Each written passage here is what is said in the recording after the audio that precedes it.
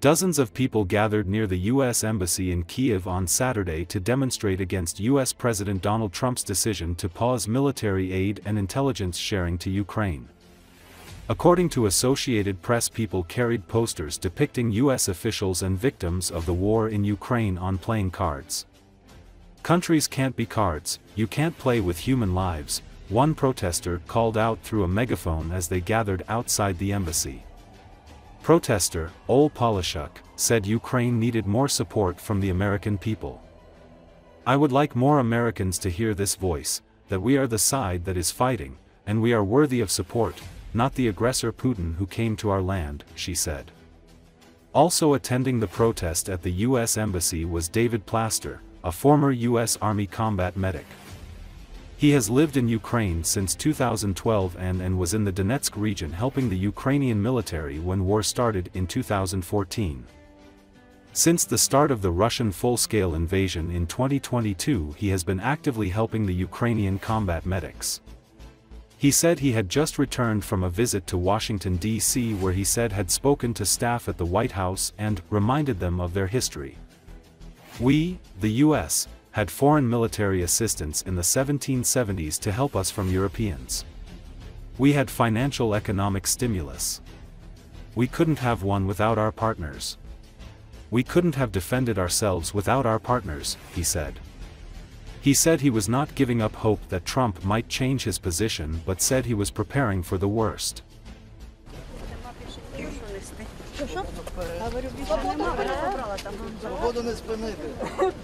Так, ти йдеш до білої лінії, сюди, Олено, далі, от сюди. Фотографи розійшлися. Ядеру не розповсюджують. А де поділась наша ядерна зброя? Зараз, я буквально два слова. Друзі, і друга потужна карта. І так, український народ, згідно з... Але це, але ми тут залишимося.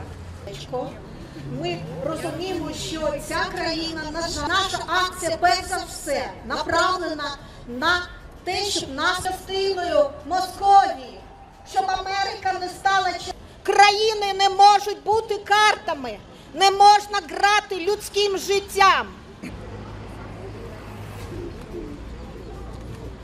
Як сказано на моєму плакаті, з цим президентом США, який чинить наразі щось не так, і хотілося б, щоб більше американців розуміли, що дії Трампа зараз по відношенню до України, але не тільки, це не на користь американському народу, що довгострокові наслідки зачеплять всіх, і їх так само. І, на жаль, цей плакат також і про те, що Україна в небезпеці, і ми, українці, потребуємо підтримки американського народу.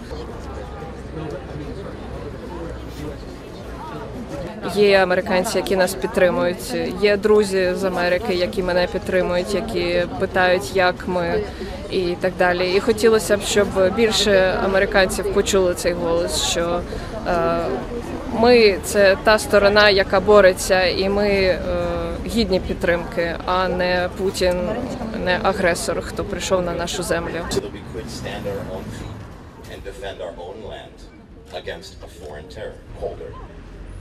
And every single American president. We're just simply asking to help Ukraine to defend itself. That's it. It's not that hard. If the president doesn't want to arm weapons, why doesn't he help us close the skies with the Patriot systems we have? Was the Russian flag. I've had nothing but wonderful experiences in Crimea. Just arrived today from Washington, D.C. by train. So I was in Washington in the White House and during that morning to give advice to some staffers about to give some experience the last 13 years. And I reminded them of their history. And as I said earlier, we had foreign military assistance in the 1770s to help us from Europeans. We had financial, economic stimulus. We couldn't have won without our partners. We couldn't have defended ourselves without our partners. And with a clear message just to help Ukraine defend itself and understand from history, not from subjective reality at the moment, that Russia is a terrorist state. And they're going to continue to destroy every chance they have for peace because they don't want peace. They want a piece of Ukraine. Maybe it's a language barrier between Putin and Trump. When he says he wants peace, he really says he wants a piece of Ukraine. And by piece of Ukraine, he wants all of it. In Iraq and Afghanistan, when Article 5. I'm not giving up hope that President Trump will change his thoughts. Recently, yesterday, I believe, he tweeted that he was considering harsher sanctions on Russia because of their bombings. But we'll see what happens. Hope for the best, prepare for the worst. But I know what I'm going to do. I'm going back to support my brothers and sisters on the front and help save as many lives as I can.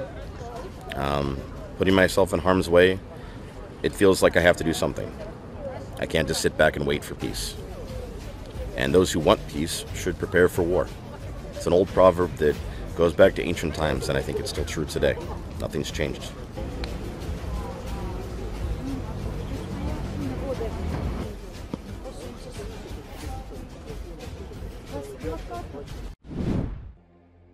Kremlin spokesman Dmitry Peskov emphasized on Friday that the EU views Russia as the chief enemy, and all this militarization is aimed against Russia, in comments he made about decisions by European nations to bolster defense spending. It potentially could be a cause for deep concern, a cause for taking retaliatory measures to ensure our security, Peskov said in a conference call with reporters. According to Associated Press on Thursday, European Union leaders committed to working together to bolster the continent's defenses and to free up hundreds of billions of euros for security after US President Donald Trump's repeated warnings that he would cut them adrift to face the threat of Russia alone. With the growing conviction that they will now have to fend for themselves, countries that have faltered on defense spending for decades held emergency talks in Brussels to explore new ways to beef up their security and ensure future protection for Ukraine.